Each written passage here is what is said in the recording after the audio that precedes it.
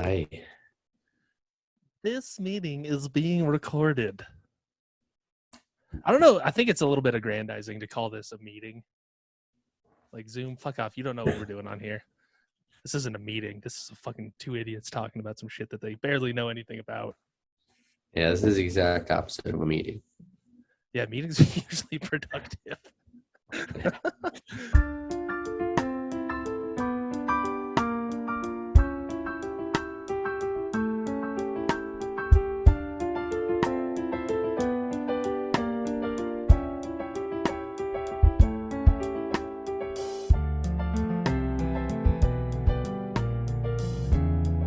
We're just sitting here just like fucking essentially just screaming into the void of the internet about rock and roll and Satan.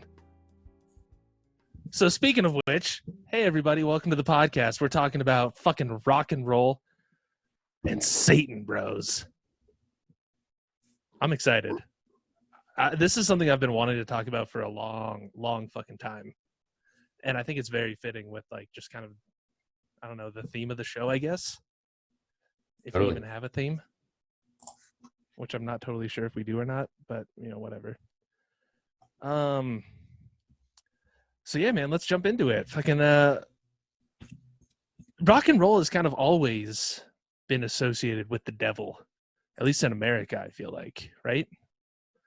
Yeah. Like back into the 50s. We sort of touched on this on last episode of I think the first indication is Robert Johnson selling his soul to the devil at the crossroads. Mm-hmm. Which I was sort of thinking about that over this past week since we recorded. It's just like that had to have been associated with so much fucking racism in the 20s and 30s. Oh yeah. Just this mentality. mentality. How that legend kind of started? I actually don't really know. I mean, he wrote the song Crossroads. And I think I don't know. I think it's a lot of people reading into it. I think honestly part of it was white people in the 1920s and 30s saying like there's no way a black guy can play fucking music this good. So in order for this black person to be able to get this talented, they must have sold their soul to the devil in order to be able to play guitar this well. I'm sure it's some fucked up reason like that. Yeah, it has to be. Yeah. And yeah, I think that was the initial point of contact with quote unquote the devil. And that even predates rock and roll. Like rock and roll wasn't around when Robert Johnson was, but the blues is what kind of led into rock and roll. But even then you still sort of got that feeling or that sort of that vibe from white people about Chuck Berry, especially. And then Chuck Berry basically leads into Elvis, and Elvis was like, I was sort of thinking about this. Especially in like the 1950s in America, it was such like a repressed society, asexually for sure, also drug related. But then when they see like Elvis fucking shaking his hips all around, dude, that's when people freak out. I tell you what, that boy's got Satan in his veins. He's out there giving that glug glug out. That's Satan in there. Sucking the devil's dick. Selling out. I feel like Satan would be hard to please. There's a great comedian, Bill, from the 90s. Not Bill Burr. This is going to drive me crazy. Oh, Bill Hicks? Bill Hicks. Yeah. He's got a great skit about how like Hollywood, people who run Hollywood just like get brutally skull fucked by Satan. And he's doing it like in the early 90s, like throughout the South. And he does all these crazy like sound effects of like just getting gobbled by the fucking demon. Like, I don't think I ever heard that bit. And I'm a Bill Hicks fan. It's a good one. Go check it out. All right. Interesting. We could listen to it really quick. I know we can't put it on the recording, but let me see if I can find it. Anyways, no, I think that so that's basically that was Elvis. Yeah. Yeah, totally. But the people who are making money off him. Right. Yeah. I think we But might yeah, be. so like kind of goes through the chain from Elvis. So I was kind of even by like the '70s standards, Elvis was tame as Oh shit. yeah. You know Oh what I yeah. mean? Um, Yeah, the 60s were a profound decade of just like breaking down the walls. absolutely. Yeah. So the Beatles kind of got the same kind of flack, I guess, when they first came to America. That sort of repressed energy of like the American, The the team, adults. yeah, yeah. And like when they first came over, it was just like droves and droves of women coming to see them and like losing their shit over these guys. And so it was like, these the society that was largely, pretty conservative, especially for women. It was like, what are they doing to our kids? Fucking What must are be they the work doing of the to our? devil. What are they doing to our kids? John Lennon thinks he's Jesus. Well, and it's funny. So the Beatles first really made their place in America with the Ed Sullivan Show in 1964, and it was such a big deal that you know, these four dudes came over with their long fucking hair, even though they were all wearing like pristinely, Suits. what do they call it? Like fitted suits. Yeah. They had tailored suits on. Their guitars were up high. They were singing about love and like, I want to hold your hand. And the Yeah. American populace is just like, these four British dudes with their long fucking hair, man. These fucking guys with their long hair singing about love and holding hands. They're the devil. That's 1964. Cut to 5 or 6 years later. It's Jimi Hendrix, Led Zeppelin, and Black Sabbath comes out. Mm-hmm. And in like such a short, like 5 or 6 years, you went from like the Beatles being the most outrageous band on the planet to now you have, Ozzy Osbourne literally singing about the devil. And that fucking freaked people the fuck out. And I think that ended up, there's a culminating events. We'll get to the sort of satanic panic of the 80s later on, I guess. But it's such a, I mean, especially for back then where things kind of moved a little bit slower than they do nowadays. Like nowadays things change, instantaneously with the internet and, all the sort of information that we have. But for the culture to change so drastically from 1964 just to 1970, Yeah. it makes sense that people would freak out. But also, And I mean, 4 years of like, it's, like the wave of like, not necessarily Led Zeppelin, but like certain bands like Alice Cooper, like their claim to fame, they were like ripping up like the summer of love culture, and so like by the time a lot of those bands were coming out, the summer of love culture of the 60s had already kind of become fake, if that yeah, makes sense. it lost its sort of wonder and its mystique Yeah, yeah. very quickly. And then of course I'm sure like even like Christian schools were adapting it and things like that, and so it was being used by like the what it was initially like rebelling against. So they had it was, yeah. I think it's very interesting that sort of like you were saying, it's like, heavy metal and like heavier rock and roll in the 70s came out as a reaction to the hippie movement of the 60s, Mm-hmm. which was fully counterculture to, mainstream America. And then there were people that didn't fit into that counterculture, so they created their own counterculture and like rebelled against the hippies. And look where we are now. Now we're just counterculture. Web. Yeah. There's too many cultures. Can we? I'm not Brad Choose your Leone next out here. words. Choose your next words wisely. I was just gonna say, I don't know. I know what you're saying. Yeah, I know what you're saying. I'm not out here fermenting things and all these cultures, and it's not a bad joke. Ruined it. Not in the good timing. Anyway, No, Um, you're good. Good. uh, so I've also been reading. Have you ever heard of this book called Chaos? Um, No. it's by what's his name? Tom O'Neill, I want to say. But I've been reading this book. It's called Chaos, and it's about the Manson murders. Mm-hmm. Yeah, it's by Tom O'Neill. It's called Chaos: Charles Manson, the CIA, and the History of the '60s. Um, and that kind of fits in as well as like the hippie culture of the time. That was seen as sort of like satanic and just kind of the free love. Uh, it was interpreted, I feel like, by American culture as sort of satanic or just sort of breaking the cultural norms. But really, that was more sort of like Dionysian, that sort of free love, and um, uh, but then yeah, that summer, like they always talk about like the summer of '69.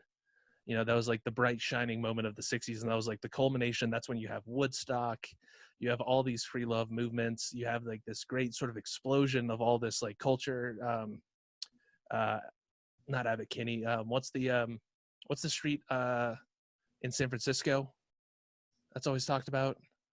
Ashbury. Ashbury, yeah. So you have this like grand movement of like peace, love, joy, happiness, and we're all gonna just take a bunch of LSD, and we're all gonna bond together, and nothing means anything. It's very postmodern.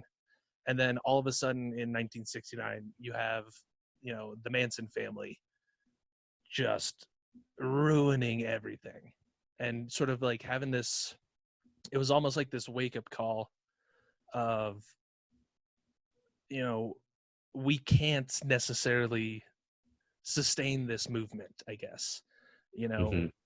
you can have your ideals as The being a dream is hippie. dead. The dream is dead. Exactly. And the good times can only last for so long, and then all of a sudden everything comes crashing down, and these quote unquote peace love hippie movement turns into a widespread panic across Los Angeles of like these hippies are coming in and brutally murdering all these people. And we can get into the whole book.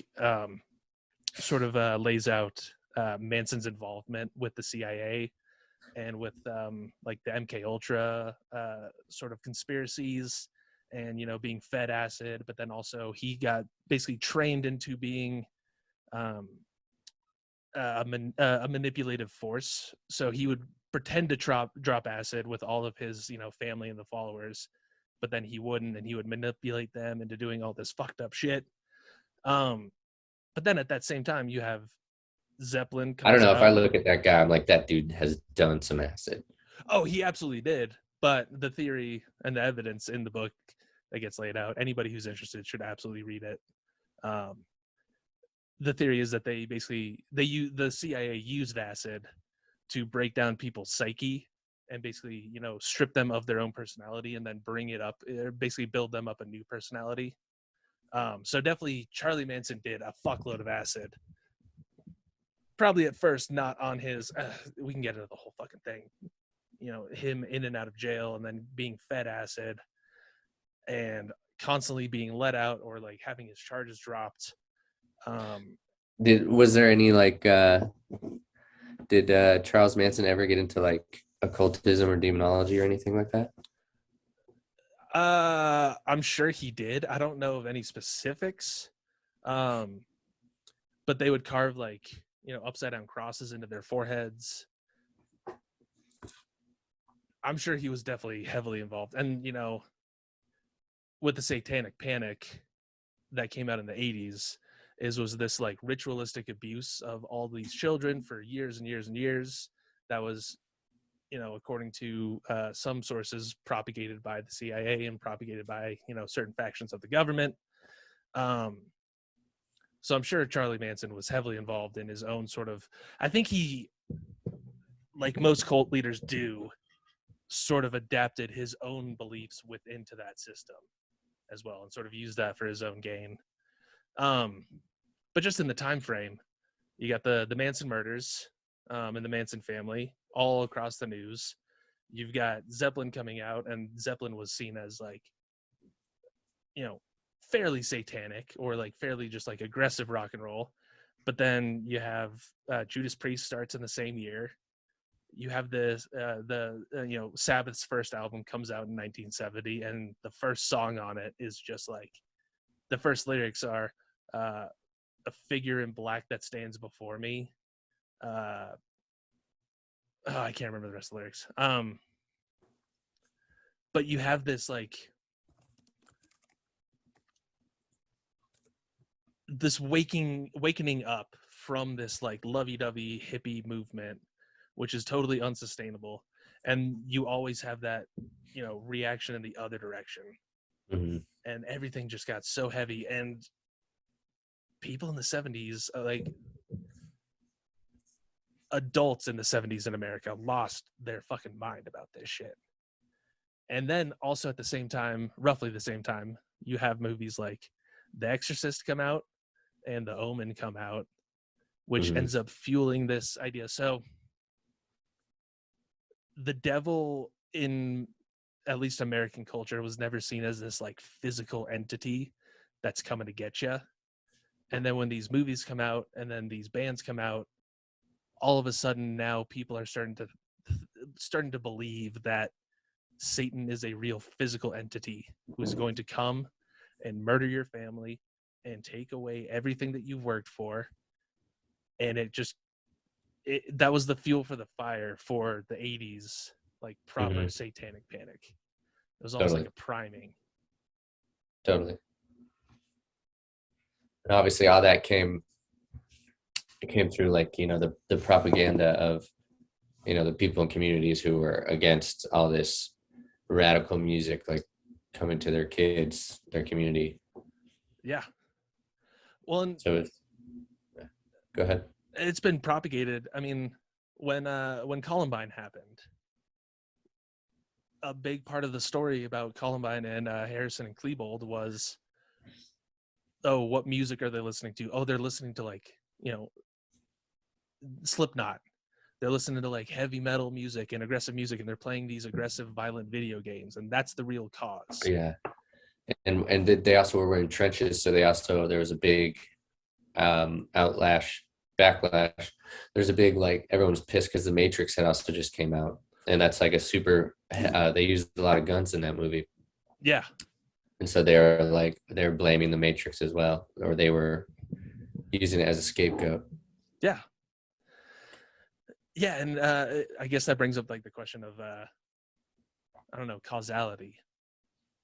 Like, is it the music, or is it the media that people are consuming, or is it the video games that they're playing that are causing the violence, or are people who are more prone to violence maybe more likely to, you know, associate themselves with Mm-hmm. a certain type of music or a certain type of movies to watch or TV shows or video games to play?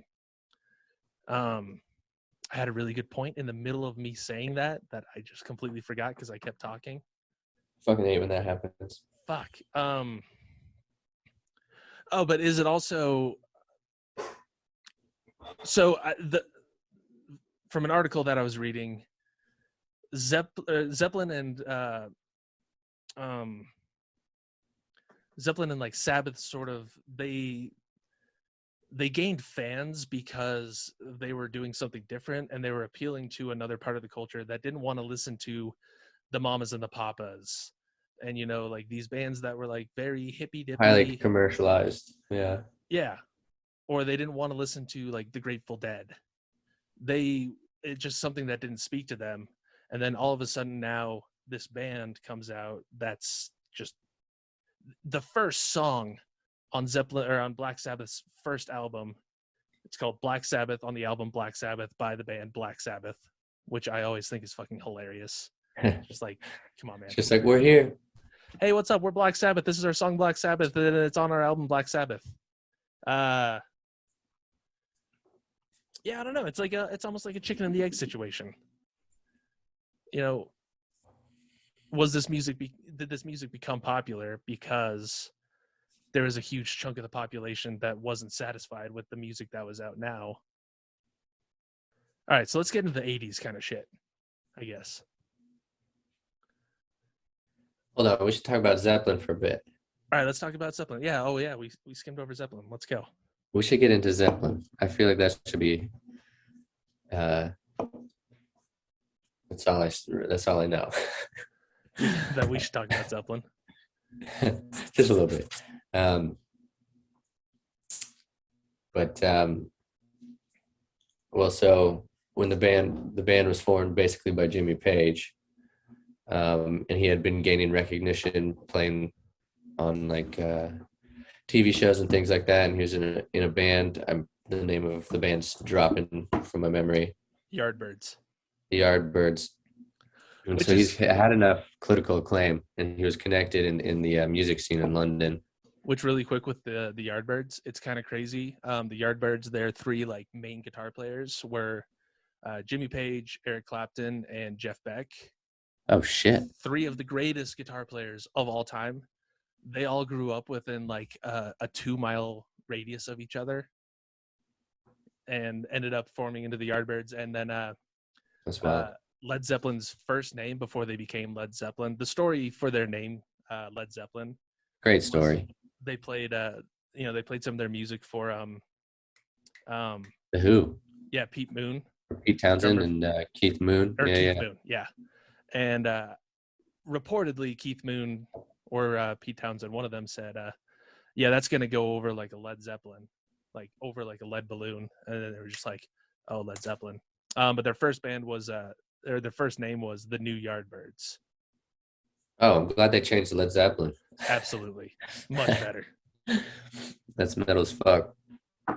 Well, Jimmy was super into the occult and Aleister Crowley. And so he was like obsessed with this mysticism, and I guess he was really absorbed into like the idea of magic and performing seances and shit like that. Mm-hmm. And like I think over time his interests and things like that, obviously he probably got into some really weird shit. He was doing some really weird shit. Like, didn't he marry a 14-year-old at one point? Yeah, I think so. Dating a 14-year-old. I don't know how old he was at the time. Definitely above 14. Definitely well into his 20s. So definitely not appropriate. Definitely above 14. I like that. Yeah. But it was like the media kind of hyped it. And then there was, the conservative kind of family response of, well, this is demonic and he's worshiping the devil. Yeah. But really, in all the statements, Jimmy Page is like, no, I don't worship the devil. I'm just really into this weird shit and I like it. I'm going to see where it goes. Yeah, into like ritualistic magic and chaos magic, left-hand path magic. Mm-hmm. And so there's that the famed curse of Led Zeppelin that was like people were always purportedly reporting even when they were in the band, which is like, if everyone thinks you're cursed, it's like, well then, what's going to be the outcome of that? But where was I going with this? They also played into it, right? They used it and it just helped them blow up overnight. It's like that kind of like, well, bad press is still good press. Totally. And it's also kind of like if you tell a kid, no, you can't play with that toy, that's the only toy they want to play with. So as soon as you're like any tree but that tree. Yeah, exactly. And as soon as you say like, oh, you're into Satan, so we're going to shun you from society, people are just going to like lean into that more because there was clearly a market for it. And there was clearly a bunch of people that were, interested in something different, something new, and not wanting to listen to the monkeys anymore. You know what I mean? And wanting something that's heavier that sort of like feeds into, it's the same reason why like the Stooges got so popular. It was like, oh, this is something different that speaks to me on a different level. Mm-hmm.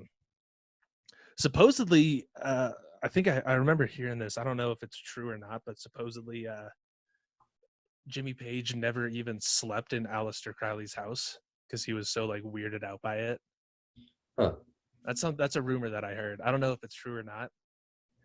I think he was also probably doing some weird shit in there. So he probably felt uncomfortable for sure. Or like maybe because that motherfucker was like doing seances and like doing some weird shit. Jimmy Page was? Yeah, and saying weird shit is like the bass in it. But Yeah. I mean, the way he plays guitar, the way he just was like a experimentalist. Like he was doing that stuff. And he was also very much into heroin too. Yeah. That was kind of his bread and butter drug. Yeah, we should bring that part up. Yeah. You got to cover all the bases, man. Yeah. Well, I was gonna say, like, this is sort of very paranormal, but the idea of maybe spaces or buildings kind of retain energy,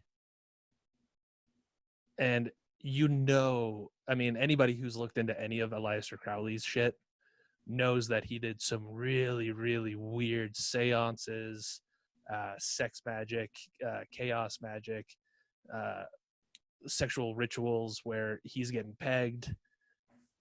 Aleister Crowley was essentially the most infamous bottom on the planet. But yeah, I mean, there could be something to the idea that maybe like the space itself kind of holds onto sort of this energy that Aleister Crowley kind of brought into the world. And then maybe Jimmy Page got in there and was like, he was sort of dabbling his way through the occult system and like into ritualistic magic just a little bit, just kind of checking it out. And then like when you occupy a space that was, you know, filled with this energy and this aura of like, you know, quote unquote, the wickedest man on planet Earth, which is what Aleister Crowley was dubbed. Maybe I don't know. I feel like there's a lot of people that kind of want to dip their toe into Satanism. And I'm kind of one of them where it's just like, it's interesting to sort of look into. But if I actually like met like, or if I sat in the space of somebody like Aleister Crowley, I would probably be like, okay, fuck that. This is too much. This is too much. I went one step too far. You know, your eyes are bigger than your stomach kind of idea, where you're like, oh yeah, no, I'm into Satanism. And then you're like, oh, I'm not into Satanism anymore. This is too much. I'm not this hardcore. Yeah. Or you pick Aleister Crowley and you realize, hey, this is for me. You know, sometimes you don't know until you try. That's you know, I think that's the type of personality who's drawn to Aleister Crowley. Let's check this out. Let's check this out. Yeah, let's give it a go. Let's see what happens. And then you're like, oh, I would imagine some of the people walking out of Aleister Crowley's house the next morning, you know, like the walk of shame. And they're just like, this is rock bottom. This is rock bottom. I've just ruined my life, my psyche, and my asshole. I don't know how I'm going to get over this. Yeah. I'm going to need some ice packs, a nice little donut to sit on, and I'm going to need therapy for the next 60 years. Yeah, I have a feeling that might have been what happened with Jimmy Page. It's like he got caught up in the rock and roll lifestyle and like into this like, we're bringing Satan back into the world. And I'm like, oh, this was too much. Yeah. Yeah, I don't know how I would. And also, like, Aleister Crowley, to become what he was, he's a very sort of Columbo-esque kind of figure, like almost kind of falling ass backwards into shit. If you look into his like whole history, but you know, he had to have had this like weird, strange, attractive charisma about him, which I think kind of aligns with a lot of like the quote unquote satanic cults or like, you know, the Manson kind of vibes, Rasputin kind of vibes. Is I think maybe it's the origins might be like, there's something about this guy that I don't know what it is, but he's able to sort of manipulate his environment in such a way that people will bend their will or bend themselves to his will.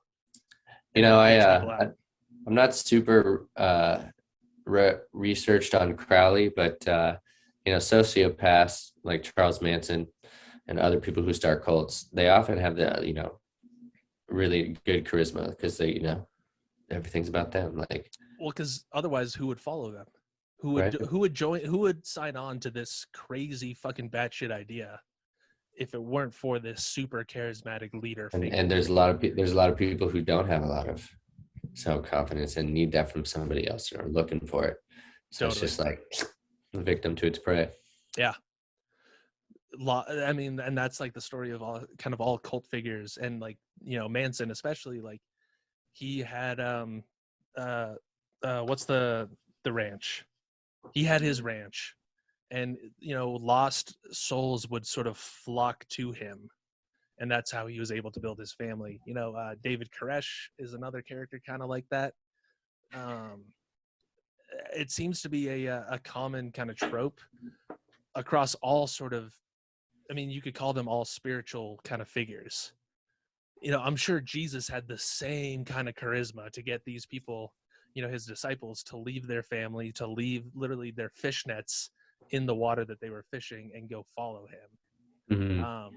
It's just, I don't know, maybe things have just gotten blurred through time, and because of the Bible and because of Christianity taking off, it could be one and the same type of person. But depending on how history has sort of been written or how they're remembered, Alexander the Great, I'm sure, was just as charismatic and just as sort of like drawing to people. And like, there's something about that person that people want to follow, whether they're good or bad. They just have that sort of that it factor, Yeah. And then nowadays, those people just become movie stars or, pop figures. And they're still the same kind of like that weird charismatic, just energy suck that they kind of have. And I don't know. I think oh my gosh, I almost said Aldous Huxley. Aleister Crowley. I think Aleister Crowley had that in droves. Oh my Absolutely. God. So yeah, Aleister Crowley, super charismatic guy, likes to get pegged. Jimmy Page, super curious about the guy. It's funny about the curse of Led Zeppelin and like how they played into it and how they might have perpetuated some of that in the end. Because I think it was 1977 when they came out with Physical Graffiti. I might have the year wrong. So, I think it was 77. Might have been 76. Yeah. But. And the album cover was, that dickless dude with angel wings. Or the Swan Song record label. Swan Song. Sorry, not Physical Graffiti. Yeah. Well, Physical Graffiti, I think, was the first album that was on the Swan Song label. Okay. They were on, I don't think they were on Apple. But they were on a different record label before that for the first 5 albums. And then when Physical Graffiti out, that's when they started Swan Song, which, cool. Has like the angelic figure with the big fucking angelic wings. Yeah. But just a Ken doll down there. Who do you think that figure is? Could be Lucifer. That's one of two. I don't know if it's interpretations or if it was what they were giving reference to both. The second one is Icarus. Flying a little too close to the sun. And it's kind of a unfortunate symbol of the kind of underground story of Led Zeppelin. Not necessarily underground, I guess, but they definitely were flying pretty close to the sun there for a while. Yeah, they definitely were. I mean, but honestly, not to mention you put drug problems and like, oh, dude, poor Robert Plant. Like, I think he had some people super close to him dying, or him and his wife got in a really bad car accident. Yeah, his wife got like seriously injured, and then I think his son died of not negligence, nothing bad. It was just like a tragedy. Not like Eric Clapton's son, but and so like there's all these like unfortunate things, and obviously John Bonham drinks himself to death. I think Jimmy Page's cousin or like another close family member was found dead from like a heroin overdose in Jimmy Page's apartment that used to be Crowley's. So it's just all these things that add up where of course people are gonna be like, well, yeah, you're fucking cursed because you worship the fucking devil. Like buying Crowley's house and shit. So it's essentially everyone's saying you're flying too close to the fucking sun, and I think they were using that for their success, Yeah, that might be it. I mean, there might be something in there. I do remember one thing that I heard about when Robert Plant got in that car accident. As soon as it happened, in his head, he heard the song "In My Time of Dying," which, like, that's heavy, dude. You get in a fucking gnarly car wreck with your wife, and all of a sudden you hear, "In my time of dying, want nobody to moan." That's intense as fuck. I can only imagine in the aftermath when you're like stuck in the car and you're like kind of conscious and you're basically just sitting there being like, well, this is how I die, right? Yeah. The closest I've come to death, I got caught in a lightning storm going up, I think, Twin Sisters Pass on the Colorado Trail, and above Timberline, and it was a long pass, and we got caught in a fucking storm. Long story, we were chasing this fucking idiot. I won't get into it. And dude, like, hair up, metal in our backpacks was vibrating. We had to throw them off. It was just hailing on us, like laying in the fetus position, just doing what we could as like it felt like the earth shook, and like I felt like I was like in a dark room with like a strobe light party, but it was on top of a fucking mountain, you know? Just all lightning is all the strobes. Yeah, and we got out of it. But I remember in that time, I don't know how much time had gone by because my adrenaline was so high, but I was like, my father's going to read my eulogy. This is how I fucking go. Like, this is how, and like, just like, there's these thoughts that creep up where it's just like, oh shit, like you might fucking die right now. And it was, I don't know, it was really intense. And so I like, sometimes when I think about people who get in car accidents, when you're just sitting there stuck and like, you know, if it's bad, you know, you might be coming in and out of consciousness, like bleeding out. And it's like they're just sitting there thinking about their time of dying. Yeah. Not to get too morbid on everybody here. It's only a podcast episode about Satanism and the cult. Yeah. So I've sort of thought about that. Like, would you want to know when you're dying that it's happening, or would you want to just go in your sleep? I think that most people know that they're dying. Most animals know that they're dying. Yeah, it's like a dog. So whether, I mean, I guess people do die when they're unconscious, but who's this, you know, what's going on inside of the mind, and what happens when you do die, and what is going on in the psyche at the time? Which one would be more terrifying? You know? Yeah. I've always thought this is one of the reasons why I can't sleep on planes. One of the reasons why is I just don't trust people, and just being in a metal tube full of strangers and falling asleep on a plane. Like somebody's going to put their finger up your nose or put their dick in your mouth or something, and you'll be asleep and you won't know. That's one of my fears. You have a fear of people fucking dipping their balls in your mouth on a plane. That's why you won't go to sleep. It's an irrational fear, but that's just like what do they call that? What do they call it? Blue like teabagging. Teabag. You're afraid of getting teabagged on the airplane. Fuck yeah, dude. I'm afraid of getting teabagged in general. This is why I don't. Good point. This is not something I want to happen to me. That's just my extreme example. It's more of just like I have trust issues and I don't like being around strangers. Yeah. When you're asleep, that's when you're at your most vulnerable, and so you have to kind of trust people to sleep around them. Dave Chappelle has that old joke about like white people passing out, like never pass out around your white friends.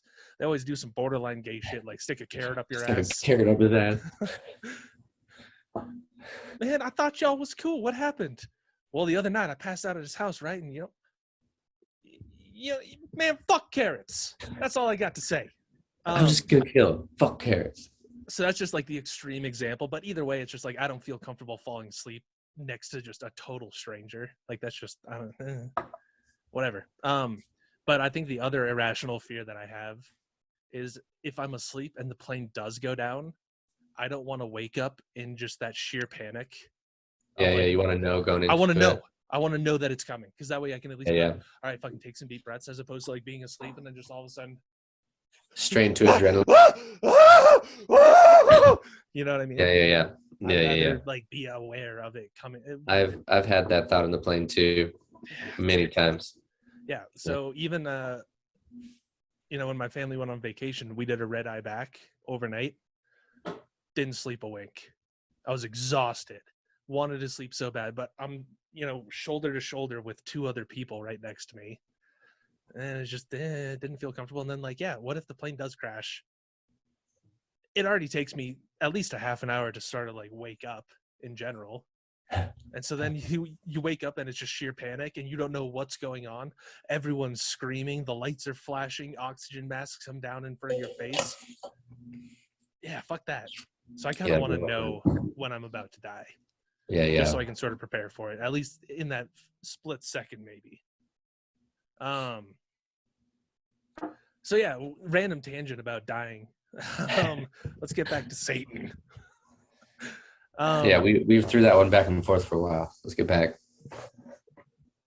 So, anyways, the curse of Led Zeppelin. The curse of Led Zeppelin. The legend of like the devil or devil worshippers in music, like carried on, and like, you know, the torch was passed. It propagated the myth, and then that leads into those bands that sort of came after them, like thrash metal in the 80s. One note on Judas Priest, like everyone thought they were all Satanists because like they're wearing like leather. It's also the old Bill Burr joke. Yeah, this isn't music. Back in my day, when you listen to music, you dressed like a girl and you sang about the devil. Every album had one ballad that started, the music video started in black and white and went to color when this, you know, but that's kind of what it was in the 80s. And with Judas Priest, especially, I think it's hilarious. The lead singer, what's his name? Rob Halford? Something like that. Yeah, Rob Halford. I think it's fucking hilarious. He was just a somewhat closeted gay dude that was just really into the S&M shit in the 80s that, you know, was prevalent in New York and in London at the time. And he convinced an entire generation of people to just dress like S&M gay dudes that were just into metal. Fucking hilarious. So epic. Fucking hilarious. Yeah, even in just that name, Judas Priest.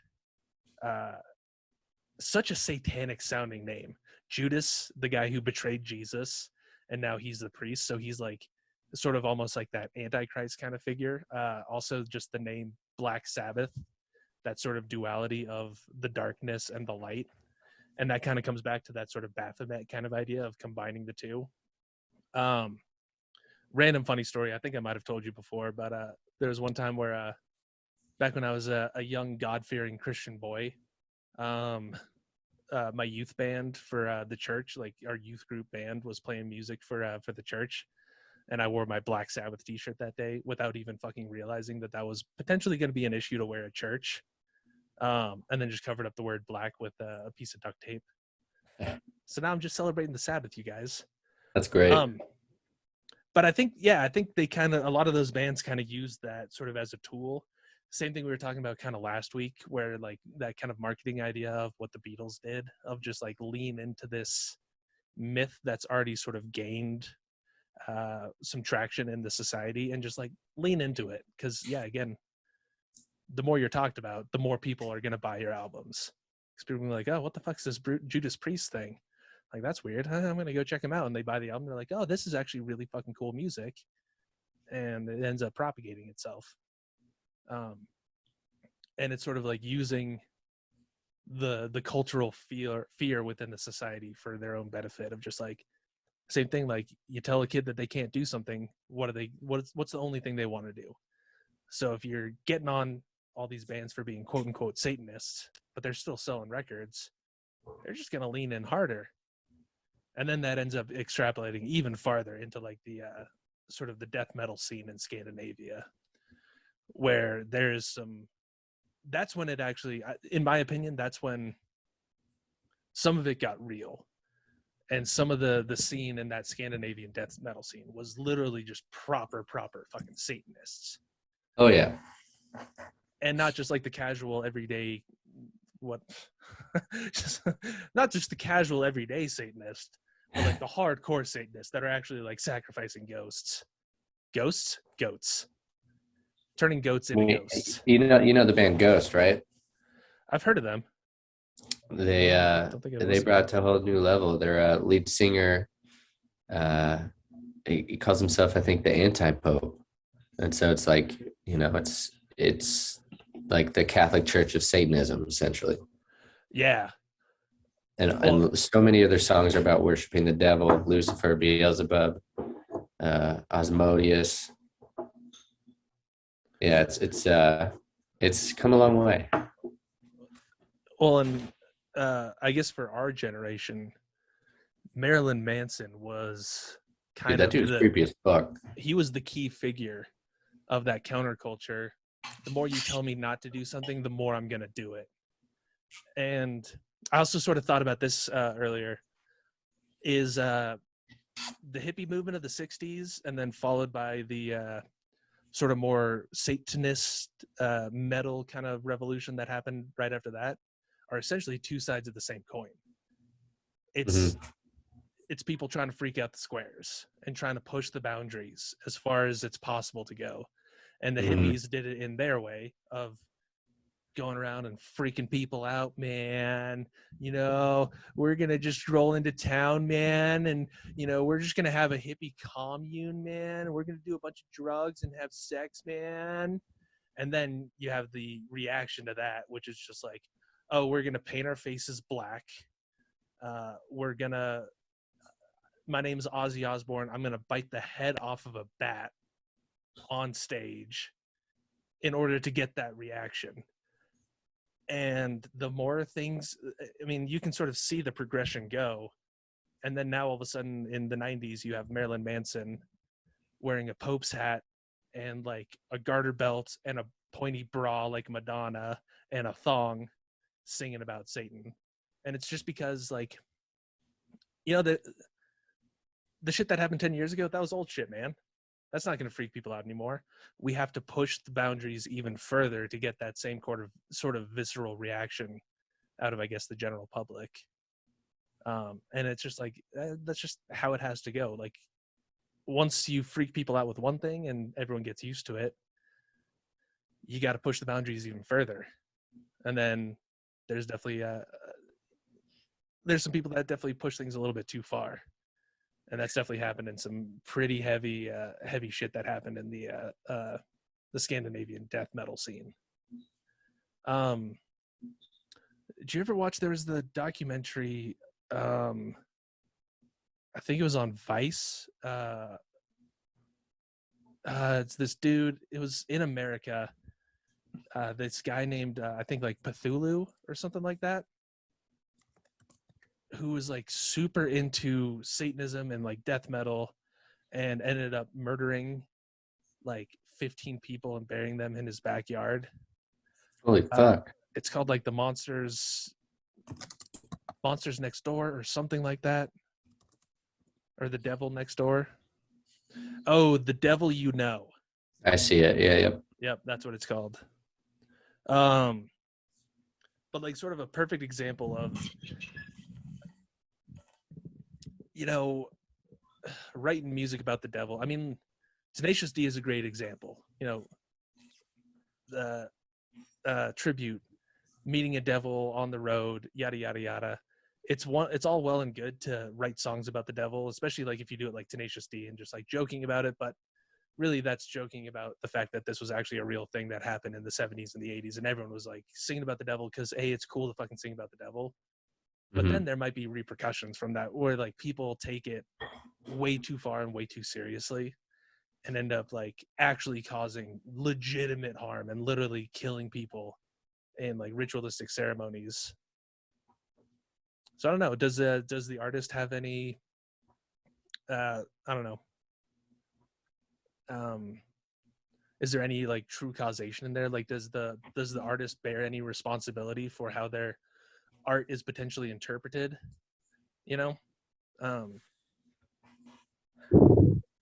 That's kind of an interesting philosophical question. It's just like, For every action, there's a opposite and equal reaction.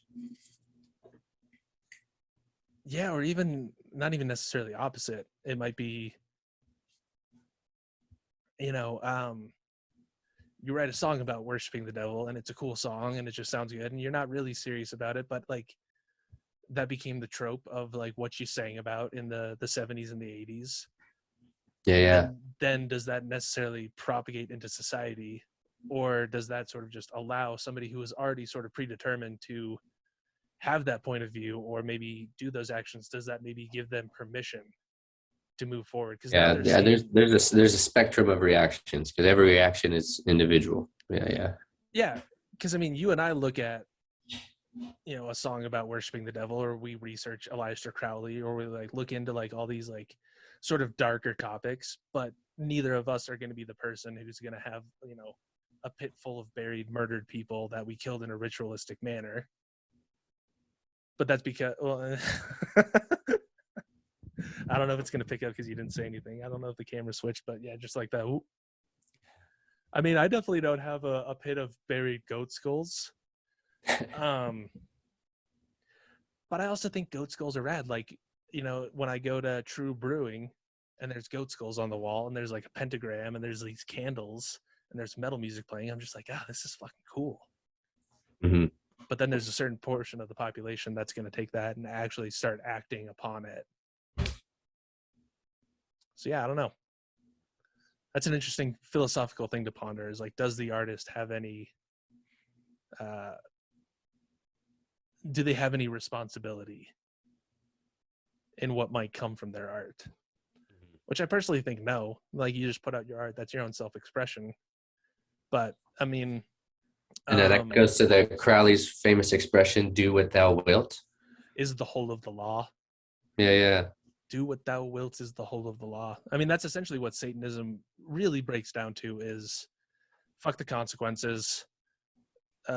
Fuck what your actions might do to other people. Do what you want. And that can be, you know, it can be easily interpreted into fuck everyone, I'm going to do whatever, and I don't care about any consequences. But my interpretation is more just,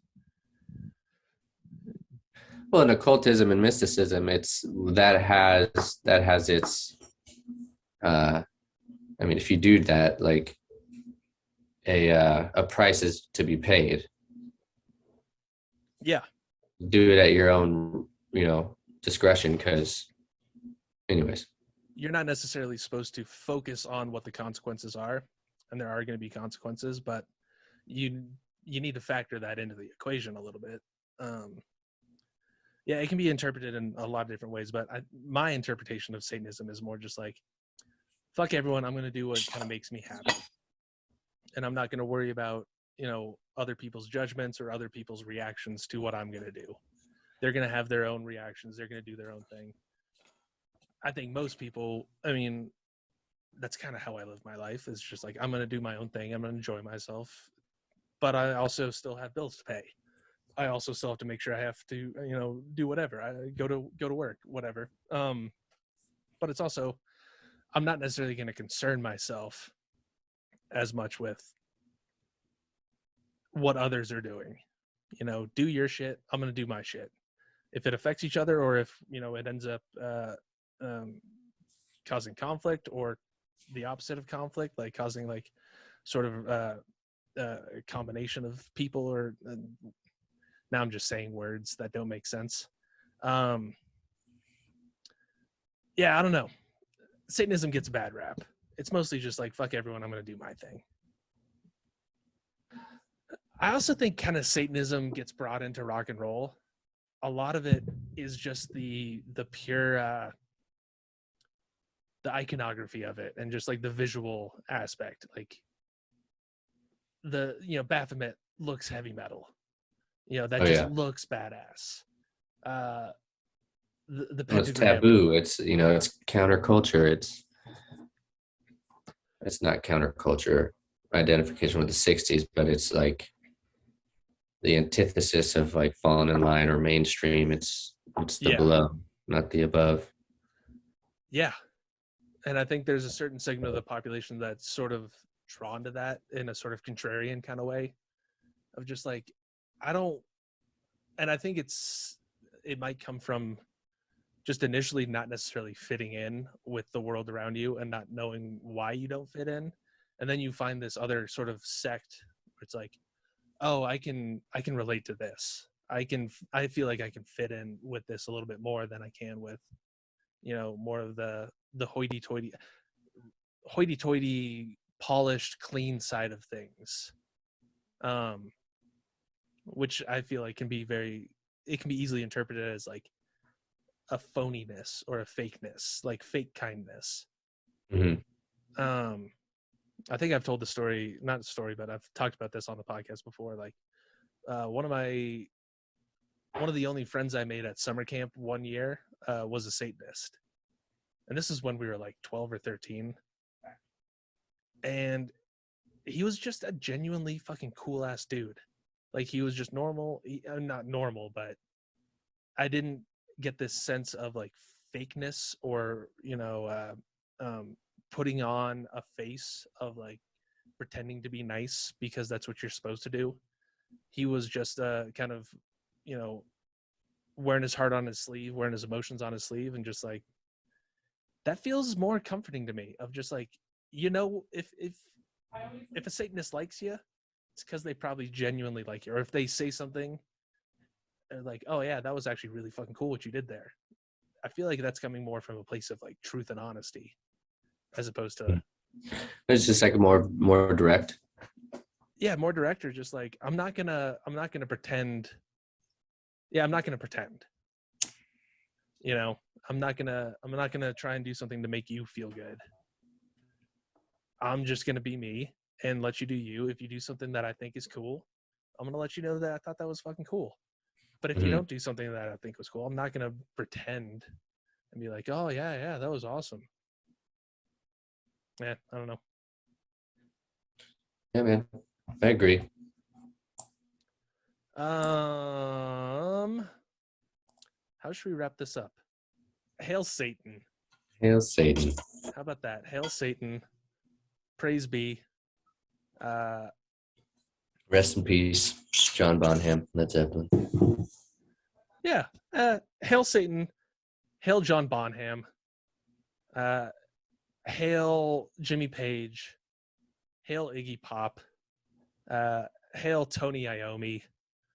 Hail Ozzy Osbourne. Yeah.